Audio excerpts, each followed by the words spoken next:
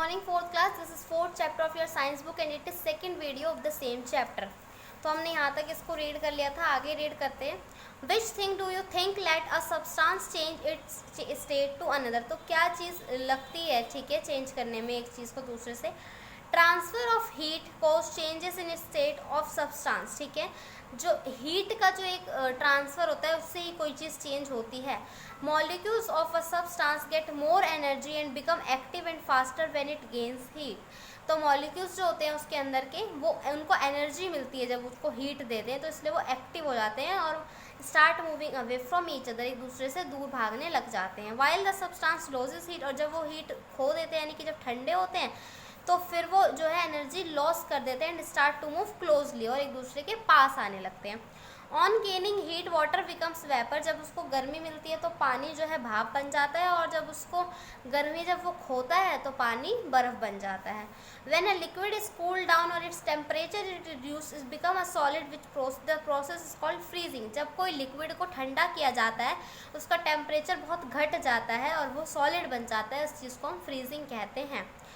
और जब एक सॉलिड को गर्म किया जाता है, when a solid is heated और इट्स टेम्परेचर इज इंक्रीज्ड, और उसका टेम्परेचर बच्चों बढ़ जाता है, तो it changes into its liquid form, तो ये लिक्विड फॉर्म में चेंज हो जाता है और इस प्रोसेस को हम मेल्टिंग कहते हैं यानी कि पिघलना कहते हैं.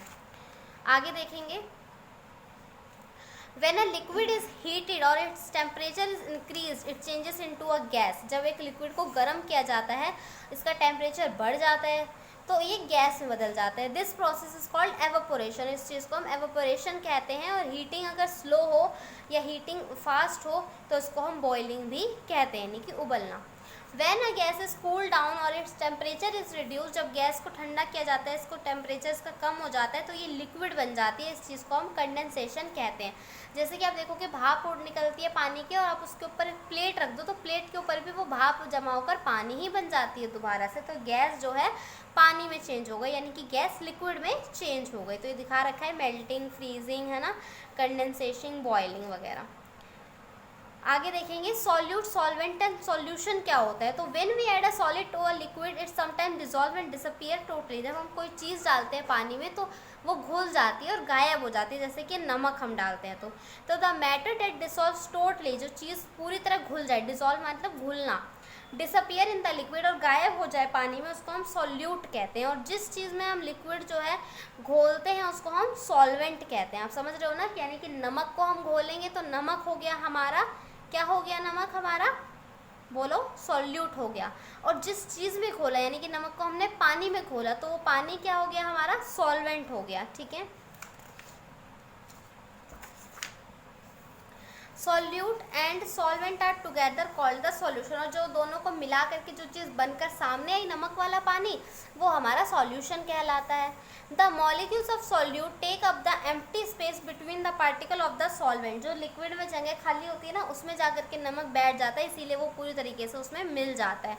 When we mix salt with water what do we get, जब हम पानी में नमक मिलाते हैं तो हमें क्या मिलता है, तो सॉल्ट सॉल्यूट हो गया, वाटर सॉल्वेंट हो गया, और सॉल्टी वाटर मिलता है जो कि सॉल्यूशन कहलाता है. तो यहाँ पर इन्होंने दिखा रखा है कि कैसे इसको हम दोबारा नमक बना सकते हैं. अगर हम इसको इसमें मिला देते हैं फिर हम इसको उबालेंगे तो पानी पानी उबल के उड़ जाएगा और नीचे नमक रह जाएगा बस. ठीक है. फैक्ट बाइट देखेंगे. Oxygen is dissolved in water of seas, river and other water bodies. The oxygen is used by the aquatic animals to breathe. तो ऐसे ही जो पानी में ऑक्सीजन घुल जाता है और फिर वो जानवर वगैरह पीते हैं उसको, पानी वाले. ठीक है. आगे देखेंगे सॉल्यूबल एंड इनसॉल्यूबल सब्सटेंस. तो सॉल्यूबल यानी कि जो घुल जाए, इनसॉल्यूबल जो ना घुले ऐसे substance. Not all substances dissolve in water. Substances that are completely soluble in water are called soluble substances. Substances that do not dissolve in water completely are called insoluble substances. तो मैंने आपको बता दिया कि जो चीज़ पानी में अच्छे से घुल जाती है उसको हम soluble substance कहते हैं, और जो चीज़ें पानी में नहीं घुलती है पूरी तरीके से उसको हम insoluble substance कहते हैं.